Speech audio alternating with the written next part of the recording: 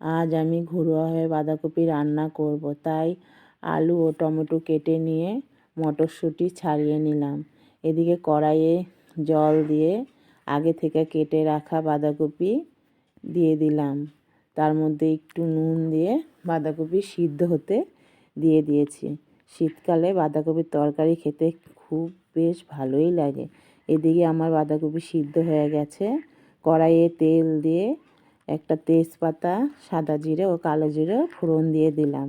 কড়াইয়ে তেল গরম হলে তার মধ্যে কেটে রাখা আলু দিয়ে হালকা ভেজে নিলাম।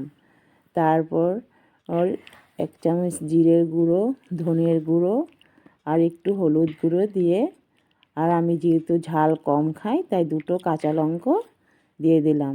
তারপরে মটরশুঁটি ও টমেটো দিয়ে ভালোভাবে নেড়ে চেড়ে দিলাম আর স্বাদ অনুযায়ী নুন দিয়ে দিলাম। তারপর কিছু সময় পর বাঁধাকপি দিয়ে ভালোভাবে নেড়ে চেড়ে নিলাম।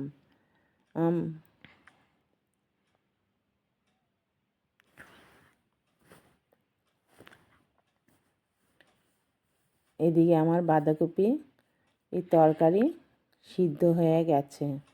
আলুগুলিও বেশ ভালোই সিদ্ধ হয়েছে।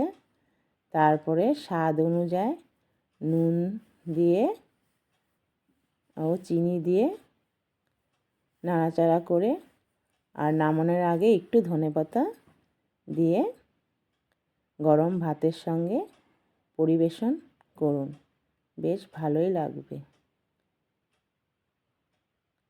আমার তরকারিটা কেমন হয়েছে আপনারা জানাবেন।